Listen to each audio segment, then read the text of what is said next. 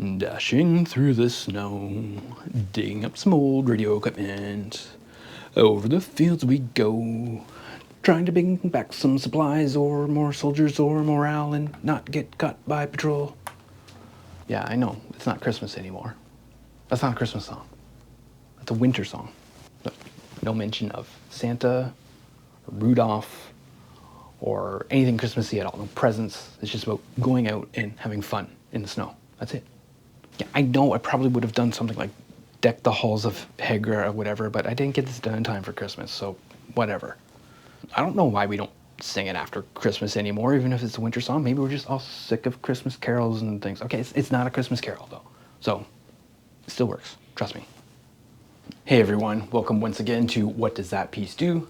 My name's Joe, and today I'm going to try and answer the question, are these pieces for you? And these pieces specifically belong to the game Halls of Hegra.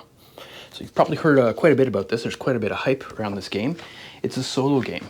It's basically a tower defense game about the Norwegians trying to stave off the German soldiers during World War II.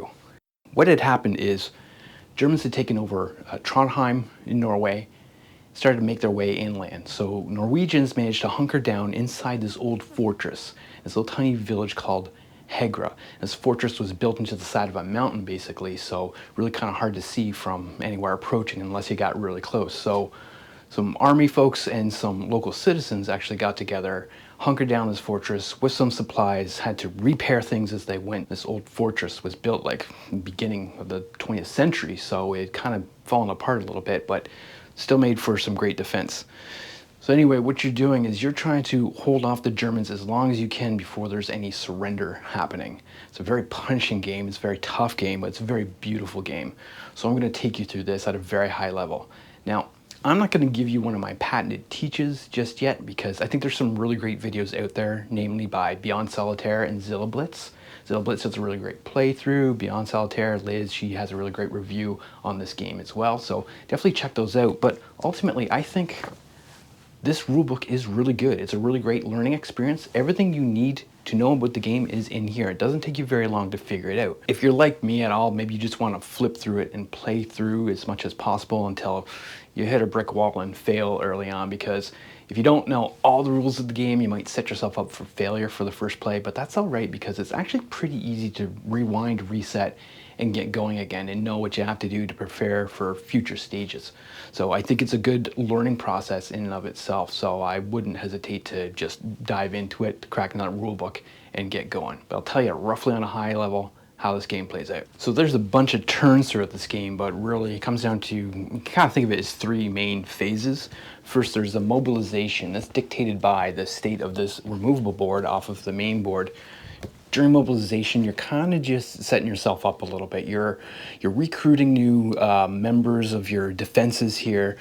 You're shoring up your defensive structures. You're maybe repairing things. You're digging in the snow and finding new things that can maybe help you in your defense, or just finding these one-time bonuses.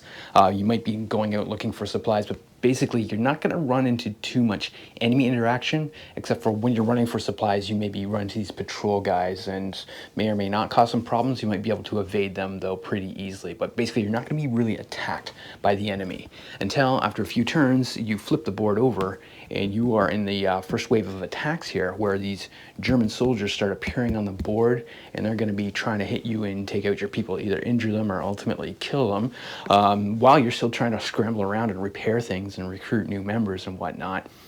Then finally this board comes off and you've got the main board, the final couple sieges here. You got more room for more German soldiers to come in. They're going to start hitting you with artillery, bombardment, and stuff from the air and everything. It gets really nasty really fast.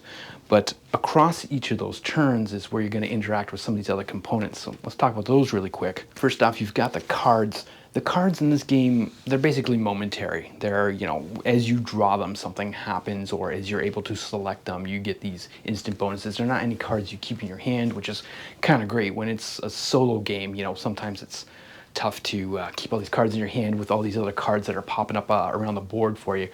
This is basically, the cards are treated like, you know, the pages of a book as it starts to come to life, the story around you. So it's really neat how that's used, but usually they're the quick hit of something, react to it, and then, you know, move on, right? Then you've also got your little pieces. These are your defensive pieces here, these little guys. And they're basically the workers that you're gonna place. You can place them all over the board to do all these different things. And like I said, early on, it's probably just about, you know, shoring up the defenses or building morale and things like that. But then later you're gonna kind of put them into combat or send them out on supply missions. The German pieces, they come in a few different forms. There are these patrol discs that are out there in the field where you're trying to get supplies and trying not to trip into them too much. But then you start to get the soldiers later on. They are coming in, these little black pieces. They're coming in wave after wave against you. The artillery is starting to appear on the board too. And then there's all these other tiles that are dropped into the hit bag. And as the artillery starts to bombard you, you're drawing out of the hit bag. It could be misses, could be damaging stuff, or it could be worse things like injuring your defenders or reducing your morale overall.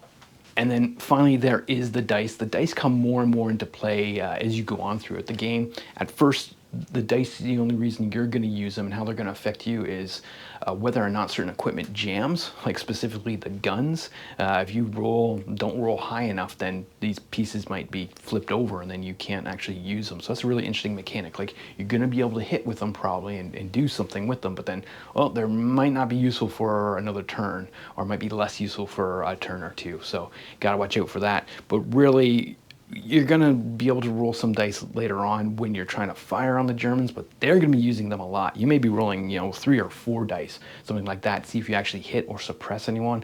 But then the Germans, you could have 20 pieces on the board that could be rolling on these different rows. And so it's a lot of rolling for the enemy. So keep that in mind. If you're, you know, into the fate of the dice, know that the fate is mostly going to be the fate against you. So keep that in mind. The dice come more into play later on, but they can be very brutal and very punishing. So here we have the state of the board at the end of a game yesterday, which I yet again lost. I've not been able to survive this. Anything beyond a unconditional surrender is noted here, which is really a loss and the worst outcome you could have. Keep running into that. It's a really tough game. What can I say about this game? What do I really like? Start off with the pros here.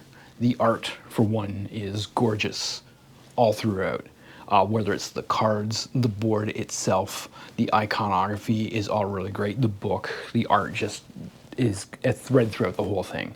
A really neat painterly style and the actual figures and drawings and stuff. And then all the little elements, just the little things, like the little details on the board here. You've got like a little Glock or something here down the bottom corner, but there's even like coffee stains on the table of like, this is where we're planning out our operations, and just, yeah, the coffee tea's just getting spilled everywhere, and all the hecticness that's going on. There's a little shell on there. The map, it's pretty minimal, but it's very nice. It's very cute. It doesn't factor heavily into the game as much as some other games that are all map based, but there's a lot of other things, so it's, even with a lot going on, there's still, you know where things are. And it's a really smart flow of how they're all numbered. It's like 1, 2, 3, do this, do this, do this, and just pay attention. You can go through all the things and you can really understand the flow pretty easily. It's a very ingenious design with some very tough decisions. There's a few different mechanics over here, but not so many things that ruin it. You know, there's not just so much going on that it's like, how does this even work? They're all easy enough mechanisms that you can really easily remember. Like, what do you do here? Well, you place a person and then you do a thing. Or you dig up snow and then you get a thing. And the iconography is all really easy to understand. But, you know, the things like the shoveling snow to find more equipment that may be able to be of use down the road is really cool. You never know what you're going to get. It could be useful, could be something that doesn't really help you much at all. So that's cool. So it's very intriguing, but all the different little pieces here and the use of the cards is very smart. It was a really great learning process. Like I say, if you read through the rule book, I think you'll get it, what you have to do. You may have to start over again, but it's not the end of the world because it's pretty easy to get up and get going again. So I love a rule book that's great at teaching you the rules rather than just telling you the rules. Like, could be, yeah, it's all there, but you really got to read through all these clauses and things like this. This is very linear. You might jump from one spot to the next as you just kind of go on with your first few phases before you worry about Germans attacking and things and learn a little bit more about that. But it's all very simple. And then after that, on the back of the rule book, there's a whole sequence of play there that you can just take a quick look at if you just need to remind yourself. Very rarely did I need to dive back into the rule book to check something, because it's all pretty easy to remember and pretty straightforward. And then once you learn it, it's pretty easy to get back into it. I first played a couple games when I had it all set up and was learning it for the first time, put it away for a little bit, and brought it back out. Barely had to look at the rulebook again, except for some initial setup stuff and just to double check a couple things here and there, but it's not hard to just get back into and play it again. It's a pretty decent length of a game too. It's kind of like that middle length sort of thing where you could easily play a game or two in an evening. You could leave it set up because there's a few fiddly pieces. I'll get into that in a little bit, but it's not too hard to just set up, give it a rip, and see how you do. And if you fail, because you're probably gonna, give it another try, rewind, and start again. And although I haven't tried this yet, I believe it's highly tweakable to make it an easier game. I might get to that point because, you know, again, really hard to win this here. You can actually, there's markers that you can set so the phases are a bit longer for preparation before things start getting bad. You can kind of offset those a little bit. That might help. But I think you could do a number of other things. You could maybe start with one of the tiles from digging up the snow. You know, start with one of these functional places that are actually going to help you. Could be one more distraction point, but maybe interesting. Just pick one and then go from there. Give yourself a bit of a leg up. You could give yourself more supplies, give yourself more starting pieces, things like that. There's little things that you can do to kind of house rule it yourself to maybe make it a little less punishing and a little bit more enjoyable. But I haven't tried that yet, but I think I'm getting close because it's getting really, really tough to get past the harshness and harsh realities of this game. So maybe I'll talk about that now. So some of the things I did not quite enjoy as much, you know, it is a little fiddly. There's a lot of little moving pieces and parts at first, as you can see scattered all over the board here. It's not too bad. And like I say, if you got it set up, it's pretty easy to rewind, but you may miss one little piece or one little marker or something. So there's a lot of moving parts. It's not the worst, but for the length of gameplay it is, I think it's got quite a few pieces in there. I've said this a lot, and I'll keep coming back to this. It is punishing. It is very hard to win. If you want to feel some joy or some elation for saving this town and these people, these Norwegians, that's going to be a long way off, I think, unless you can stumble on that perfect winning strategy. And it does get down to a certain point to a bunch of dice chucking. If you like that, great. Like you roll some of your dice early on, like the jam check mechanism is pretty neat. You know, take your chances. Is gun gonna work next round or not? Roll dice and see. Hey, I already hit with it, so that's good. I did some damage. But then, you know, the jam checks is interesting. But then when you get into actually administering hits, it's more of the German hits than your hits. So again, rolling for the enemy is, you know, not my funnest way of playing, I guess, but you know, it is what it is. You're kind of up to the luck of the dice. Now, when there are that many German pieces on there, it's kind of spread out. If you roll a bunch of high numbers, it's really bad, but there might be a chance that there's some high and some low, and the highs you don't want, I'll just tell you that. And there's not really a lot of modifiers for all the work and prep that you can do. I believe there's one or two pieces of equipment that I've never gotten around to digging out of the snow that may be able to modify some die results. Otherwise, spending a supply to get some extra +2 on a die roll for this one element machine gun. Those are really the only places where you can mitigate that sort of thing. So you're back to the mercy of the dice, ultimately, which some people might have a problem with and gets a little draining on me, especially for how many dice you have to roll, but minor little issue there for me. I am worried that this might just turn into some optimization puzzle. I feel like there is just one certain strategy that I have not found yet that ultimately works. You got to not be distracted by certain things that you can do or certain stuff you can go hunting for, whether it's digging in snow or these supply routes. I mean, they all have their pluses, but I can't help but think that there's one thing that you just got to do and stick with, and this ultimately turns into a bit of an optimization puzzle. So, which kind of just gets mathed out at the end of the game, you know, at the end of the day, like what are your odds, what are your chances? I mean, otherwise, if you are just truly rolling dice and drawing cards and, you know, it is what it is, you just have to accept that. seems kind of weird to me. Like, to build up a strategy where things go in different directions and you may be able to pursue a path of victory. Yeah, I don't see that. There's multiple paths to defeat. Let's just say it that way. There's a lot of ways you can die and really not too many ways that you can win. I say this as someone who hasn't won or survived just yet. So that's where I get a little worried about that. It's like, there might be only so much you can do to make this actually work. Otherwise, you're reliving this despair and this hellish situation over and over again. When I'm looking at a solo game like this, I personally tend to gravitate towards games that are a bit more strategic. This one is very zoomed in. This is a very specific moment in time and place, a very small village and only a set amount of forces, so it's almost at the tactical level, but also very operational, obviously.